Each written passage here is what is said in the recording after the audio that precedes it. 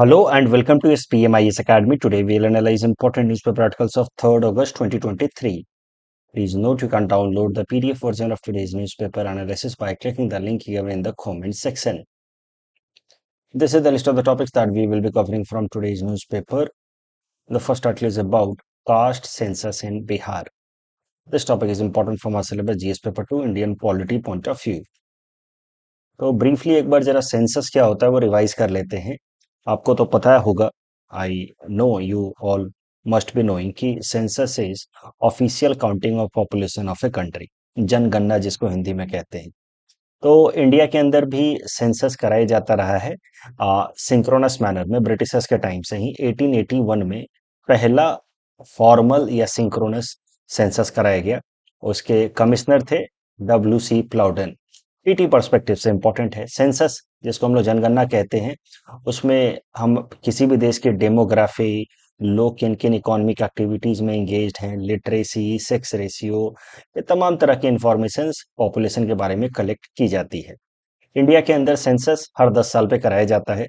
आजादी के बाद census became a statutory activity because it has been conducted under census act of 1948। तो आजादी के बाद एक कानून बनाया गया और इस कानून के अंतर्गत सेंसस हर 10 साल पे कराया जाता है and it is conducted by registrar general and census commissioner of India which comes under ministry of home affairs. तो जो डेटा अभी तक हमारे पास है सेंसस का, दैट इज ऑफ सेंसस 2011, और करंट सेंसस 2021 के लिए that is still going on but it is yet to be completed. अब एक कॉन्सेप्ट देखते हैं सोशो इकोनॉमिक कास्ट सेंसस का। जब पिछले बार सेंसस कराया जा रहा था, यानी कि 2011 वाला सेंसस कराया जा रहा था, तो उस वक्त के लॉ मिनिस्टर वीरप्पा मोइली साहब ने उस वक्त के प्रधानमंत्री मनमोहन सिंह जी को रेकमेंड किया कि क्यों ना सरकार तमाम जो डेटा कलेक्ट कर रही है लोगों से रिलेटेड कि उनका एजुकेशन का स्टैंडर्ड क्या है, इकोनॉमिक एक्टिविटी क्या है, तो उन तमाम डेटा में उनका कास्ट का डेटा भी कलेक्ट करे, ताकि हमें कास्ट और सोशो इकोनॉमिक प्रोग्रेस के बीच का एक को रिलेशन पता चल पाए। कास्ट और सोशो इकोनॉमिक प्रोग्रेस के बीच के को रिलेशन का मेरा मतलब है कि किस कास्ट के लोगों का क्या इकोनॉमिक स्टेटस है या सोशल स्टेटस है। तो ये प्रपोज किया उस टाइम के लॉ मिनिस्टर वीरप्पा मोइली ने कि जो सेंसस कराया जा रहा है उसमें लोगों का कास्ट भी साथ ही साथ मेंशन किया जाए, नोट किया जाए। तो इसी कारण से जो 2011 वाला लास्ट सेंसस कराया गया था उसका नाम दिया गया सोशो इकोनॉमिक कास्ट सेंसस, क्योंकि वीरप्पा मोइली साहब के इस रिकमेंडेशन को सरकार ने मान लिया और सोशो इकोनॉमिक कास्ट सेंसस कराया गया लास्ट टाइम। तो उसमें रूरल एरियाज में socio economic caste census was conducted by ministry of rural development, while urban area में ministry of housing and urban poverty alleviation. तो ये दो मिनिस्ट्रीज ने मिल करके socio economic caste census conduct कराया लास्ट ईयर। लास्ट ईयर से मेरा मतलब है लास्ट टाइम 2011 वाला सेंसस में। So for the first time you may say the caste separately was also enumerated in the census of 2011, जिसको नाम दिया गया सोशो इकोनॉमिक कास्ट सेंसस। इसमें जो सोशो इकोनॉमिक डेटा है दैट वाज मेड पब्लिक। तो यानी कि क्या सोशल स्टेटस है या इकोनॉमिक स्टेटस है, that was publicly brought in the public domain या ओपन डोमेन। तो सोशो इकोनॉमिक डाटा जैसे कि अलग अलग चीजें इसमें होती हैं कि कौन से लोग जिनके पास घर में रेफ्रिजरेटर है, किनके घरों में कार है, कौन कौन से ऐसे परिवार हैं जिनके यहाँ पे लैंडलाइन फोन है। तो अलग अलग हाउस होल्ड से रिलेटेड ये सोशो इकोनॉमिक डेटा जो है वो पब्लिक डोमेन में रखा गया। कौन से परिवारों के पास 2 एकड़ या 2.5 एकड़ से ज्यादा इरिगेटेड लैंड है, like that there are many exhaustive list of things जो सोशो इकोनॉमिक सेंसस में कलेक्ट किए जाती है। तो आप जो पिछला वाला सेंसस था 2011 वाला, उसको आप देखिए दो पार्ट में, सोशो इकोनॉमिक सेंसस यानी कि अलग अलग हाउस होल्ड का क्या सोशल या इकोनॉमिक स्टेटस है, और दूसरा कास्ट सेंसस कि अलग अलग परिवारों में किस किस या अलग अलग जगहों पे किस किस कास्ट के लोग हैं। ये जो कास्ट सेंसस है और सोशो इकोनॉमिक सेंसस है, इसका बीच का को रिलेशन बिठा करके सरकार समझने की कोशिश करती है कि किस कास्ट के अंदर कितना इकोनॉमिक डेवलपमेंट हुआ है अभी तक। लेकिन जो सोशो इकोनॉमिक कास्ट सेंसस कराया गया था 2011 में, उसमें का जो कास्ट रिलेटेड डेटा है that was not made public. This data was submitted to ministry of social justice and empowerment to take necessary action कि कौन से कम्युनिटी के लोग ज़्यादा वीकर हैं इकोनॉमिकली या सोशली, उन कास्ट के लोगों के लिए कोई स्पेशल प्रोविजन लाना है तो लेकर के आइए। But otherwise the caste related data do given to ministry of social justice and empowerment to take necessary action, और ये मिनिस्ट्री फिर बाकी गवर्नमेंट अथॉरिटीज को या एजेंसीज को ये कास्ट रिलेटेड डेटा दे सकती है, बट पब्लिक डोमेन में कास्ट रिलेटेड डेटा नहीं लाया गया। तो अब जरा समझते हैं कि आखिर ये जो सोशो इकोनॉमिक कास्ट सेंसस कराया गया उसका फायदा क्या हुआ 2011 में। देखिए, जो सोशो इकोनॉमिक कास्ट सेंसस कराया गया वो काफी डायनेमिक तरीके से कराया गया, और इसका फायदा ये हुआ कि अब कोई भी नई स्कीम अगर इंप्लीमेंट करनी होती है भारत सरकार को वेलफेयर रिलेटेड, तो वो ये सोशो इकोनॉमिक डेटा को बेसिस बनाते हैं। Earlier poverty line was taken as a basis for implementing any welfare scheme for the poor. लेकिन पॉवर्टी लाइन के अपने कई सारे चैलेंजेस थे, क्योंकि poverty line was very simplistic way of estimating poverty. दिन में 35 रुपए कमाते हैं या 30 रुपए कमाते हैं, that was a very one dimensional static way to understand poverty. लेकिन ये जो सोशो इकोनॉमिक डेटा है, घर में क्या क्या चीजें हैं या क्या क्या नहीं है, that is a dynamic way of understanding poverty, और इसके बेसिस पे इंक्लूजन या एक्सक्लूजन प्रिंसिपल लाया जाता है और अलग अलग स्कीम्स को इंप्लीमेंट किया जाता है। मैं बस समझाने के लिए बता दूं तो ये जो सोशो इकोनॉमिक डेटा है उसका इस्तेमाल कैसे किया जाता है स्कीम्स के लिए, उसका एग्जाम्पल मैं आपको दे सकता हूं अरुणोदय स्कीम जो हमारे स्टेट आसाम में चलता है, उसके इंप्लीमेंटेशन से रिलेटेड। अरुणोदय स्कीम के अंदर there is an exclusion criteria if a family holds 4 wheeler car या 15 बीघा लैंड। तो अगर ये सारी चीजें हैं किसी परिवार में तो वो अपने आप ही एक्सक्लूड हो जाएगा from Arunodaya scheme. There is automatic exclusion. जो भी गवर्नमेंट की स्कीम्स हैं उनमें अगर ये सारी चीजें किसी भी परिवार में है तो ऑटोमेटिक एक्सक्लूजन हो जाता है। अगर ये 5 पैरामीटर हैं तो ऑटोमेटिक इंक्लूजन हो जाता है, जैसे कि house hold without shelter, destitute, living on arms, मतलब भीख मांग करके सर्वाइव कर रहे हैं, manual scavenger, primitive tribal groups. तो मुद्दा यह है कि जो पिछला वाला सेंसस था 2011 वाला, that was much more dynamic, जिसको हमने नाम दिया सोशो इकोनॉमिक कास्ट सेंसर। उसका जो सोशो इकोनॉमिक डेटा था that helped in applying inclusion exclusion principle for implementation of government schemes. So that is how it was very helpful, but caste related data was not made public. तो जो 2021 वाला census है that is also socio economic caste census, वो भी इसी line में implement किया जा रहा है। लेकिन बिहार के अंदर अगर बात की जाए तो वहां की सरकार कहती है कि आप सोशो इकोनॉमिक कास्ट सेंसस कराइए तो उसमें का कास्ट वाला डेटा भी पब्लिक डोमेन में रखिए, लोगों के सामने रखिए, जिसको लेकर के गवर्नमेंट रेडी नहीं है। तो फिर क्या किया बिहार सरकार ने कि अपने लेवल पे बिहार के अंदर कास्ट सेंसस शुरू करा दिया इस साल जनवरी में। और वो जो कास्ट सेंसस है that was to be completed by May this year only, कि हमारे स्टेट में किस किस कास्ट के कौन कौन से लोग हैं, उनका क्या इकोनॉमिक स्टेटस है। तो बिहार सरकार ने अपने लेवल पे कास्ट सेंसस शुरू करा दिया, क्योंकि भारत सरकार सोशो इकोनॉमिक कास्ट सेंसस करा रही है लेकिन उसका कास्ट रिलेटेड डेटा तो पब्लिक डोमेन में आता नहीं।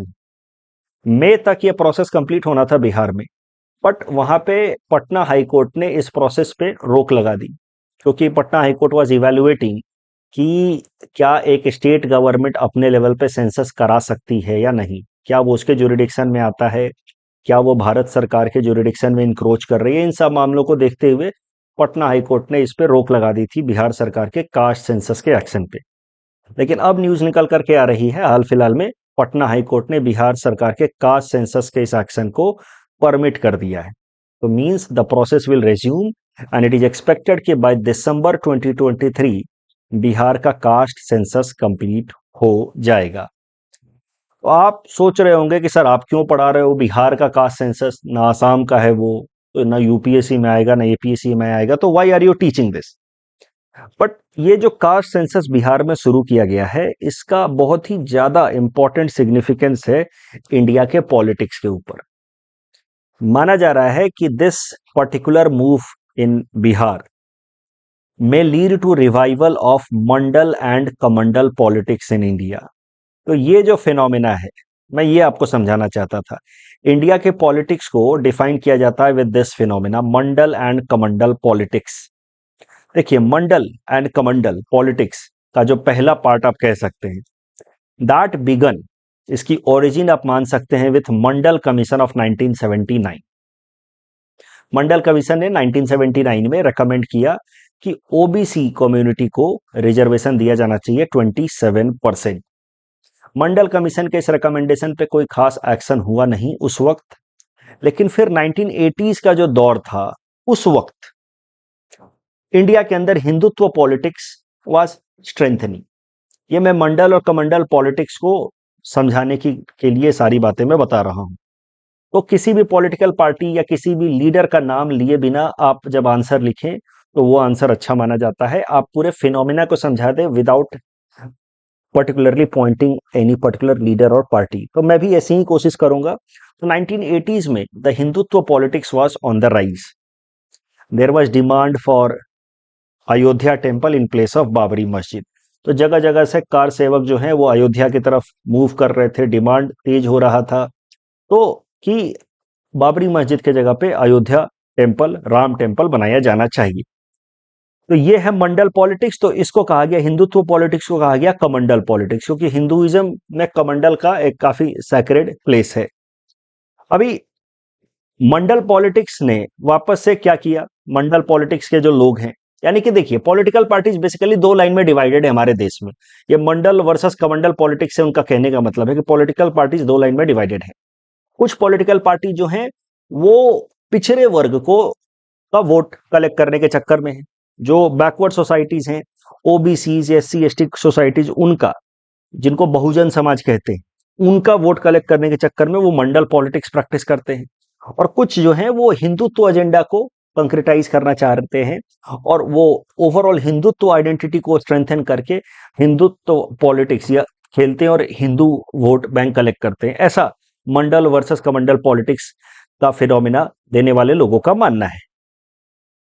तो मंडल कमीशन तो 1979 में बस आया था, लेकिन मंडल कमीशन को इंप्लीमेंट कर दिया 7 अगस्त 1990 को उस टाइम की वीपी सिंह की गवर्नमेंट ने। 27% reservation for OBCs in central services PSUs for OBCs was brought by VP Singh government. तो वीपी सिंह गवर्नमेंट ने मंडल पॉलिटिक्स को एक स्टेप आगे लेकर के गए। तो फिर कमंडल पॉलिटिक्स में क्या हुआ जी, 6 दिसंबर 1992 को बाबरी मस्जिद को डिमोलिश कर दिया गया एंड कमंडल politics became more stronger, the Hindutva फॉरवर in the country became stronger. तो ये है मंडल कमंडल पॉलिटिक्स। अभी मंडल कमंडल पॉलिटिक्स का रिवाइवल माना जा रहा है करंट टाइम्स में। देखिए किसी भी पॉलिटिकल पार्टी या लीडर का नाम नहीं लेंगे, लेकिन अभी तक तो आप समझ ही गए होंगे आंसर राइटिंग में जो अप्रोच रखना है वही मैं आपको अभी यहाँ डिलीवरी में भी यूज करते हुए बता रहा हूँ। बट जो रूलिंग पार्टीज हैं, मौजूदा रूलिंग पार्टी, उनको एसोसिएट किया जाता है कमंडल पॉलिटिक्स से। तो जो माना जा रहा है कि राम मंदिर का इनॉग्रेशन होगा 1 जनवरी 2024 को, दैट इज पार्ट ऑफ कमंडल पॉलिटिक्स। यूनिफॉर्म सिविल कोड की बात काफी तेज हो रही है, दैट इज पार्ट ऑफ कमंडल पॉलिटिक्स। तो मंडल पॉलिटिक्स को रिवाइव करने वाले लोग, बहुजन वाली बात करने वाले लोग, तो Mandal versus Kamandal is basically Bahujan versus Brahmanical politics. उन्होंने हाल फिलहाल में इंडिया अलायंस बनाया और उसी को रिवाइव करने की एक कोशिश मान सकते हैं आप, मंडल पॉलिटिक्स को रिवाइव करने की कोशिश मान सकते हैं कास्ट सेंसस इन बिहार, जहां पे नीतीश कुमार कास्ट सेंसस कराएंगे ऐसा लोग मान रहे हैं। और कास्ट सेंसस के बेसिस पे वो साबित करेंगे कि कैसे जो लोअर कास्ट के लोग हैं वो सोशली और इकोनॉमिकली भी बैकवर्ड हैं। कास्ट तो उनका लो है ही, लेकिन सोशली और इकोनॉमिकली भी वो बैकवर्ड है, एजुकेशनली भी वो बैकवर्ड है। उसके बेसिस पे फिर वो पॉलिटिक्स को मोबिलाइज करने की कोशिश करेंगे अलोंग द कास्ट लाइन। तो basically one politics is being mobilised on the religion line, तो another one is being mobilised on the caste line. Kamandal and Mandal politics ऐसा होगा, ऐसा एक्सपर्ट्स का मानना है, पॉलिटिकल एक्सपर्ट्स का, कि ये सारी तैयारी 2024 के इलेक्शन के लिए है। तो अब दिक्कत क्या है बिहार के कास्ट सेंसस से? कास्ट सेंसस में प्रॉब्लम एक ही है। देखिए कास्ट सेंसस करा करके बिहार सरकार अल्टीमेटली क्या साबित करेगी? अगर मंडल पॉलिटिक्स को रिवाइव कर रहे हैं तो अल्टीमेटली वो ये साबित करेंगे कि जो ऊंचे कास्ट के लोग हैं, जो कास्ट वाइज जो हायर कास्ट को बिलोंग करने वाले लोग हैं, फॉर एग्जांपल ए, देखिए, हाई और लो जैसा कुछ कैटेगराइजेशन किया नहीं जाना चाहिए, बट जो ट्रेडिशनली माना जाता रहा है मैं उसी की बात कर रहा हूँ कि ब्राह्मणिकल या क्षत्रिय, तो जो ऊंचे कास्ट के लोग हैं उनका कोरिलेशन शो किया जाएगा कि they are socially and economically also better off in the society. और ठीक जैसे नीचे जाते जाते हैं सो कॉल्ड लोअर कास्ट के जो लोग हैं, they are socially and economically backward in the society. और फिर इससे पूरी की पूरी पॉलिटिक्स को मोबिलाइज करने की कोशिश की जाएगी, मंडल पॉलिटिक्स को रिवाइव करने की कोशिश की जाएगी। ऐसा होना चाहिए, ऐसा होगा, ऐसा पॉलिटिकल एक्सपर्ट्स का मानना है। तो this is how what will happen कि the political party, जो opposition political party है, they will try to identify a correlation between socio-economic conditions and caste, and on this basis they will demand further caste based reservation, और ज्यादा reservation मांगेंगे caste based, और ज्यादा lower caste के लोगों को mobilise करेंगे। बट प्रॉब्लम क्या है कि रिजर्वेशन सिस्टम जो है वो लगभग 75 सालों से है हमारे देश में। जब से आजादी आई है तब से कम SC ST कम्युनिटी के लिए तो रिजर्वेशन है ही, और ओबीसी के लिए भी रिजर्वेशन आ गया 1990 से। तो now the even if Bihar caste census के बाद ये साबित भी हो जाता है कि लोअर कास्ट के लोग अभी भी सोशली और इकोनॉमिकली लोअर हैं, अगर ये साबित भी हो जाता है तब भी ये जो डिमांड है कि इनको और रिजर्वेशन दिया जाना चाहिए, that demand is not pertinent, that is not right. लेकिन डिमांड ऐसा ही आएगा, दैट इज द प्रॉब्लम। हमें सवाल उठाना चाहिए कि इतने सालों के रिजर्वेशन के बावजूद भी ऐसा क्यों है? Why we have this condition? We had reservation policy for so many years. Then why people of so-called lower caste are still socially and economically backward? इससे हमें मतलब ये निकालना चाहिए कि जिस तरीके से मौजूदा रिजर्वेशन सिस्टम हम अप्लाई कर रहे हैं, that system itself is not effective. So the more pertinent question should be कि why reservation system has not yielded desired result in 75 years? Is there any structural problem with reservation system? लेकिन political parties इसका उल्टा मतलब निकालेंगे, वो बोलेंगे कि नहीं अभी भी काफी इनफ रिजर्वेशन नहीं है, we need to give more reservation. So that is the issue with the caste census. देखिए प्रॉब्लम क्या है, रिजर्वेशन सिस्टम इटसेल्फ या the concept of reservation itself is not bad.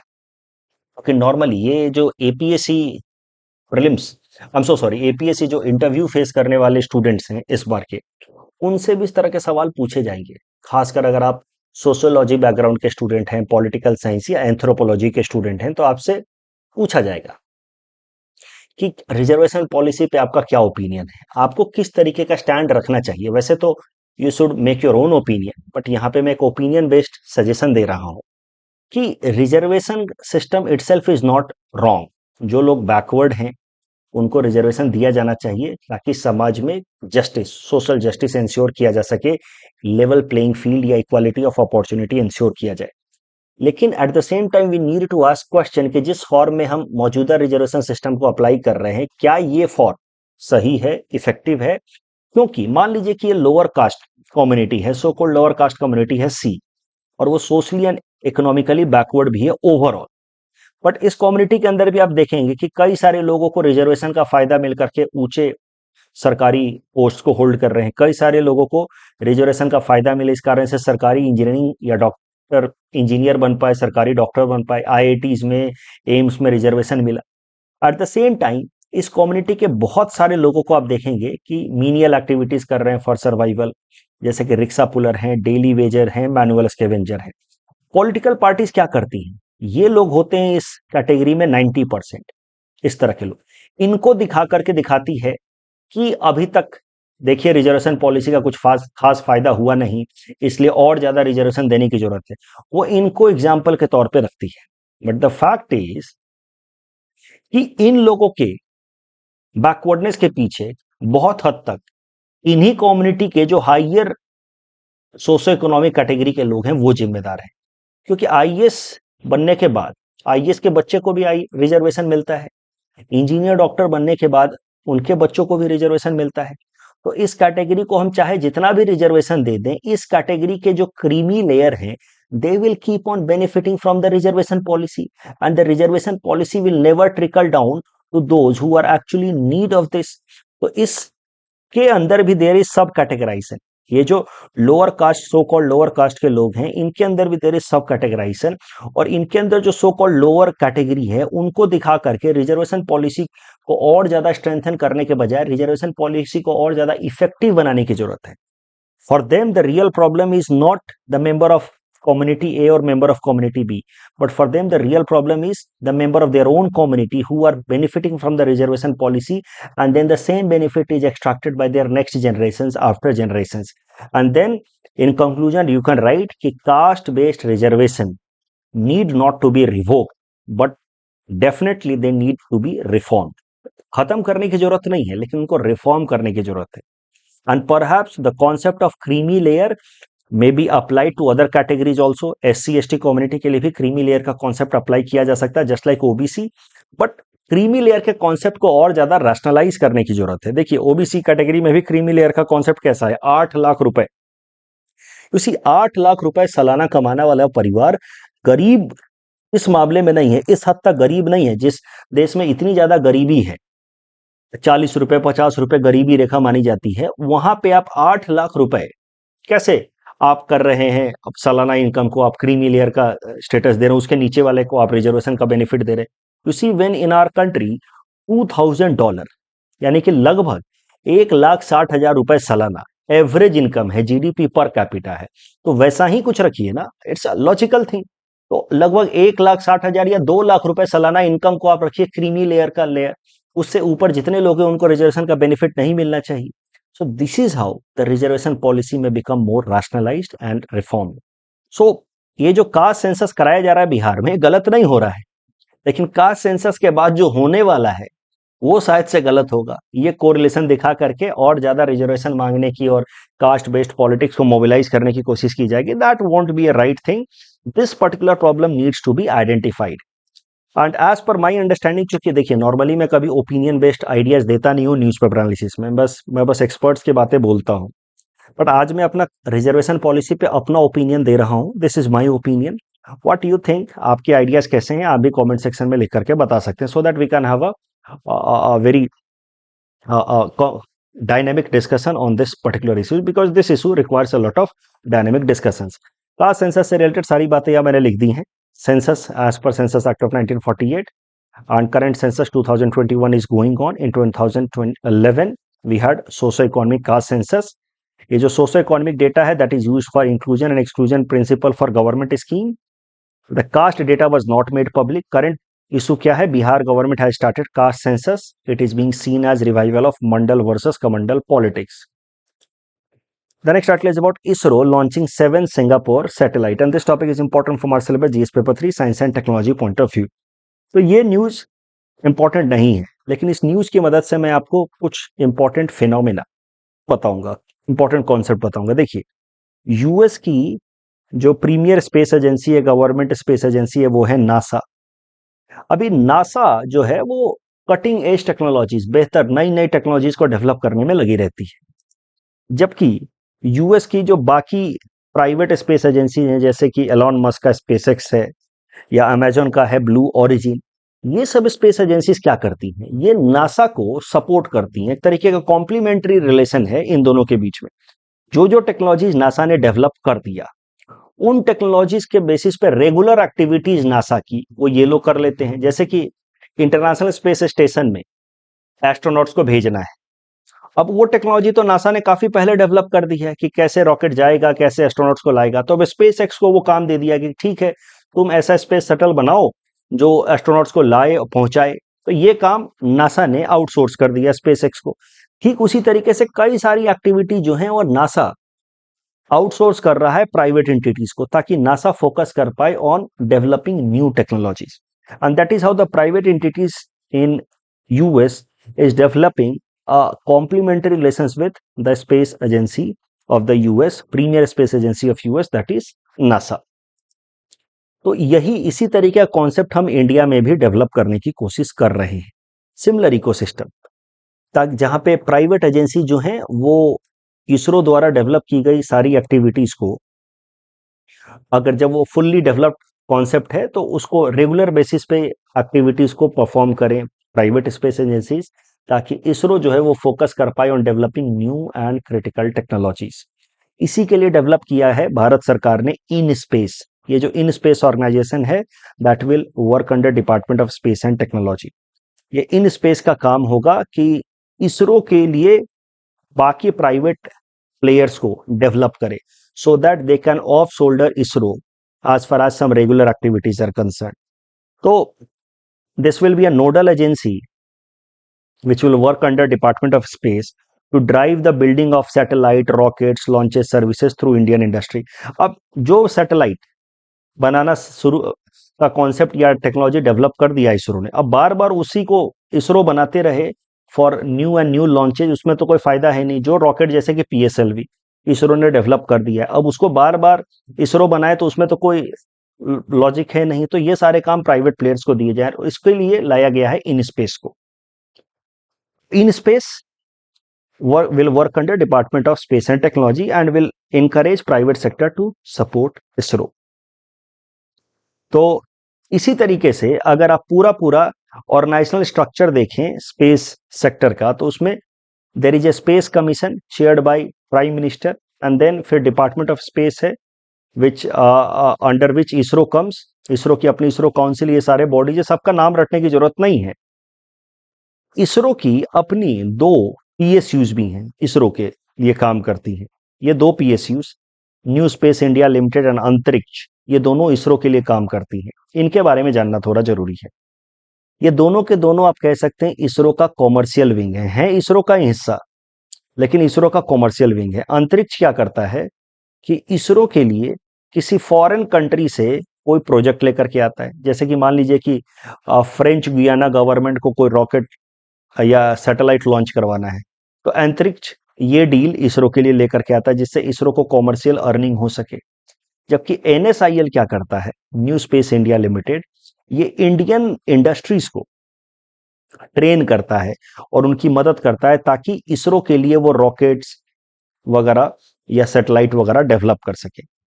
तो जैसे कि मान लीजिए अंतरिक्ष को डील लेकर के आया इसरो के लिए, तो अब उस डील को इंप्लीमेंट करने के लिए इसरो के अपने खुद के एक्सपर्ट्स या साइंटिस्ट तो लगेंगे नहीं, क्योंकि वो तो अलग क्रिटिकल टेक्नोलॉजी में लगे हैं, चंद्रयान 3, गगनयान एंड ऑल।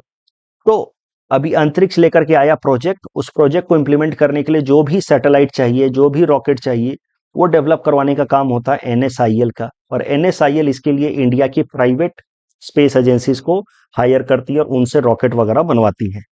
इसी से रिलेटेड करंट न्यूज है, ये जो 7 सिंगापुर के सैटेलाइट्स आप देख रहे हैं इस इमेज में, भारत ने 7 सिंगापुर के सैटेलाइट्स लॉन्च किए हैं। सिंगापुर की कंपनी है एसटी एनर्जी, उसके 7 सैटेलाइट लॉन्च किए हैं। ये प्रोजेक्ट इसरो को मिला। इसरो के लिए इस प्रोजेक्ट को लॉन्च किया एनएसआईएल ने। एनएसआईएल ने इसके लिए जो रॉकेट डेवलप करवाया पीएसएलवी C65, तो एनएसआईएल ने पीएसएलवी C65 डेवलप करवाया प्राइवेट कंपनियों से, और उन पीएसएलवी C65 से एनएसआईएल ने सिंगापुर के इन 7 सैटेलाइट्स को लॉन्च करवाया। सो दिस इज हाउ इसरो के जो कॉमर्शियल आर्म है अंतरिक्ष एनएसआईएल, वो लोग काम करते हैं इसरो के लिए, ताकि इसरो ने जो टेक्नोलॉजीज डेवलप कर दी हैं उसको थोड़ा कॉमर्शियलाइज किया जा सके और इसरो के लिए फंड जनरेट किया जा सके। This is the infrastructure associated along the space technology in India. Space agency ISRO है, वो क्रिटिकल टेक्नोलॉजीज पे फोकस कर रही है, Chandrayaan, Gaganyaan and all.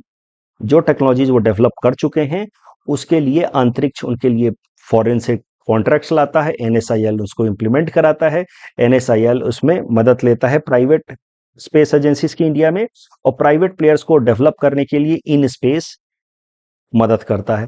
This is being developed in line with the US ecosystem in the space sector. इस topic के basis पे prelims practice question हमने आपको दे रखा है। Please attend this question and you can submit the answer in the comment section. तो ये बातें यहाँ लिखी हैं, NASA focus on developing new and cutting edge technology, जबकि private agencies like SpaceX and Blue Origin they play commercial and supporting role. तो इसी तरीके का इंफ्रास्ट्रक्चर डेवलप करने के लिए डिपार्टमेंट ऑफ स्पेस ने बनाया है in space that focuses on developing capacity of private sector, जबकि इसरो की 2 विंग है, Antariksh and NSIL. Both are commercial wing. Antariksh brings foreign contracts while NSIL develops rocket for ISRO using private industries. Recent 7 Singapore satellites. The next article is about PM Divine scheme, and this topic is important from our syllabus GS paper 3 Indian economy as well as GS paper 5 Assam issues point of view. PM Divine इसका full form है development initiative for north east reason. इस scheme को announce किया था भारत सरकार ने budget 2022-23 में, यानी कि पिछले साल के बजट में। इस स्कीम का मेन पर्पस है नॉर्थ ईस्ट के इंफ्रास्ट्रक्चर को डेवलप करना, ताकि नॉर्थ ईस्ट के इकोनॉमिक पोटेंशियल को अनलीज किया जा सके। तो PM DevINE scheme north east region में इंफ्रास्ट्रक्चर को डेवलप कर रहा है, and it can be seen as playing a complementary relations with PM Gati Shakti initiative. PM Gati Shakti initiative pan India level पे इंफ्रास्ट्रक्चर को स्ट्रेंथन करने के लिए स्कीम है भारत सरकार की। पीएम गति शक्ति का आप कह सकते हैं कॉम्प्लीमेंट्री स्कीम है नॉर्थ ईस्ट के लिए PM divine, which will be implemented through ministry of donor. इसमें कौन कौन से प्रोजेक्ट्स लिए जाएंगे, that is decided by the central government, but state government जो प्रोजेक्ट को प्रपोज करते हैं उस प्रोजेक्ट्स को प्रायोरिटी दी जाएगी, and it will be implemented through north east council.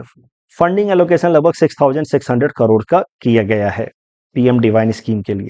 तो पीएम डिवाइन स्कीम से इंफ्रास्ट्रक्चर स्ट्रेंथन होगा, तो नॉर्थ ईस्ट का आप कह सकते हैं सिक्योरिटी भी स्ट्रेंथन होगा, क्योंकि इंफ्रास्ट्रक्चर मजबूत होगा तो इकोनॉमिक एक्टिविटीज मजबूत होंगी, विमेन के लिए, यूथ के लिए लाइवलीहुड क्रिएट होगा, और हमारे आर्म्ड फोर्सेस के लिए बेहतर एक्सेसिबिलिटी क्रिएट होगी। तो they will be able to protect North East in better manner and prevent insurgency in North East in better manner. अब जैसा कि मैंने आपको बताया कि PM DevINE had complementary relations और it has complementary relations with PM Gati Shakti. तो गति शक्ति स्कीम क्या है वो भी जरा समझ लीजिए। तो भारत सरकार की इनिशिएटिव है पूरे इंडिया लेवल पे इंफ्रास्ट्रक्चर को स्ट्रेंथन करने के लिए। प्रॉब्लम क्या था कि भारत सरकार की अलग अलग मिनिस्ट्री, जैसे कि रेलवे, तो रोडवेज, अपना अपना अलग अलग इंफ्रास्ट्रक्चर प्रोजेक्ट्स लेकर के आ रहे थे, और जिस कारण से कोऑर्डिनेशन नहीं बैठ पा रहा था। तो इसी कारण से लाया गया पीएम गति शक्ति इनिशिएटिव, जिसमें भारत सरकार की 16 मिनिस्ट्रीज को एक साथ कन्वर्ज करा करके उनके सारे इंफ्रास्ट्रक्चरल प्रोजेक्ट्स को एक स्कीम के अंतर्गत लाया गया पीएम गति शक्ति।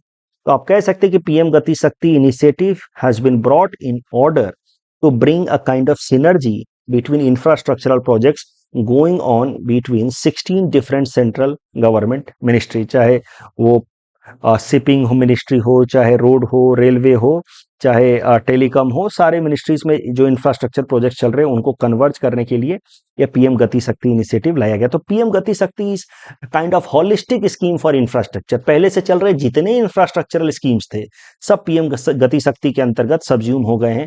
पीएम गति शक्ति के अंदर एक इंपॉर्टेंट पोर्टल बनाया गया है, जिस पोर्टल पे सारे मिनिस्ट्री जो है आपस में कोऑर्डिनेट कर सकते हैं। पीएम गति शक्ति से पहले एक स्कीम चल रही थी नेशनल इंफ्रास्ट्रक्चर पाइपलाइन, जो 110 लाख करोड़ की स्कीम थी for infrastructural development in India, उसको भी पीएम गति शक्ति में मर्ज कर दिया गया। और इसी पीएम गति शक्ति का नॉर्थ ईस्ट में आप कह सकते हैं डायमेंशन है या एक्सटेंशन है पीएम डिवाइन स्कीम।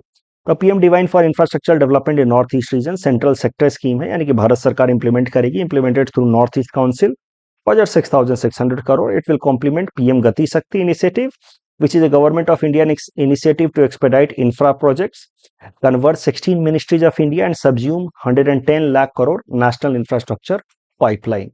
इस टॉपिक के बेसिस पे प्रीलिम्स प्रैक्टिस क्वेश्चन हमने आपको दे रखा है। Please attempt this question and you can submit the answer in the comment section. The next article is about Himalayan vulture conservation in Assam. This topic is important from our syllabus GS paper 5 Assam issues point of view. देखिए, ये Himalayan vulture, वैसे तो इसके population को बहुत ज़्यादा खतरा नहीं है, नियर थ्रेटेंड है IUCN के रेड डेटा लिस्ट में। लेकिन इंपॉर्टेंट बात यह है, पीटी में पूछा जा सकता है, APSC या इंटरव्यू वगैरह में पूछा जा सकता है, हिमालयन वल्चर को लेकर के कंजर्वेशन प्रोग्राम चलाया गुवाहाटी जू ने, and this conservation programme for Himalayan vulture run by Assam state zoo in Guwahati is India's first captive breeding programme regarding Himalayan vulture में। यानी कि इस बेचारे पक्षी के लिए इंडिया में इससे पहले किसी ने भी conservation captive breeding conservation programme नहीं चलाया। ये इंडिया का पहला और दुनिया का दूसरा। इससे पहले फ्रांस में हिमालयन वल्चर के लिए कंजर्वेशन प्रोग्राम चलाया गया था। तो इंडिया का पहला और दुनिया का दूसरा कंजर्वेशन प्रोग्राम है in breeding conservation programme for Himalayan vulture, और इसको असम स्टेट जू जो गुवाहाटी में उसने रन किया इन association with Bombay natural history society. तो इसमें ज़्यादा इंपॉर्टेंट ये ऑर्गेनाइजेशन है, इसी के लिए मैंने ये आर्टिकल कवर किया है। बॉम्बे नेचुरल हिस्ट्री सोसाइटी से रिलेटेड कभी कभार पीटी में सवाल आ जाते हैं। Bombay natural history society was created in 1883 and that makes it India's oldest environment related NGO। जो बर्ड लाइफ इंटरनेशनल एक इंटरनेशनल ऑर्गेनाइजेशन है बर्ड की पॉपुलेशन को कंजर्व करने के लिए, उस बर्ड लाइफ इंटरनेशनल का इंडिया में पार्टनर है बॉम्बे नेचुरल हिस्ट्री सोसाइटी। तो हिमालयन वल्चर कंजर्वेशन आसाम जू first in India and second in world after France to conserve Himalayan vulture in association with Bombay natural history society. It is India's oldest environment related NGO 1883 में and partner of bird life international in India. तो कल जो हमने आपको practice question दिया था gender inclusion fund, पहला statement तो सही है लेकिन दूसरा गलत है, because it does not exclude but include transgenders also. Gross fixed capital formation से रिलेटेड भी पहला स्टेटमेंट सही है लेकिन दूसरा गलत है। कल ही मैंने आपको हिंट्स दे दिया था कि इसमें डेप्रिसिएशन को एडजस्ट नहीं किया जाता है। एंड कुरिल आइलैंड, अगेन पहला स्टेटमेंट सही है, दूसरा गलत है। It is disputed between Japan and Russia. That's all from our side for today. Thanks for watching.